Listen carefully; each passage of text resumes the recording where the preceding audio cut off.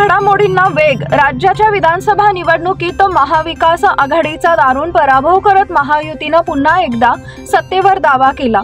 महायुतीच्या या लाटेत मवियाचा धुव्वा उडाला।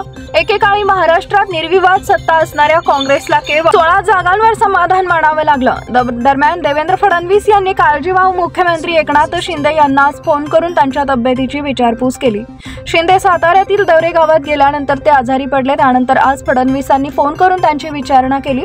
दरम्यान शिंदे गेल्या 3 दिवसांपासून दरेगावी मुक्कामी असून आज ते ठाण्यासाठी रवाना होणार। महायुतीच्या मुख्यमंत्री पदाचा चेहरा कोण याचं उत्तर अद्याप मिळालं नाही। मात्र महाराष्ट्राच्या 31व्या मुख्यमंत्री पदाचा शपथविधी सोहळा 5 डिसेंबर रोजी होणार असल्याची माहिती आहे। विशेष म्हणजे विधानसभा अध्यक्ष राहुल नार्वेकर यांनीही या वृत्ताला दुजोरा दिलाय। फडणवीस हेच महाराष्ट्राचे मुख्यमंत्री होतील असा अंदाज राजकीय विश्लेषक वर्तवत आहेत। तर दिल्लीच्या बैठकीत फडणवीस यांचेच नाव निश्चित असल्याची सूत्रांची माहिती आहे।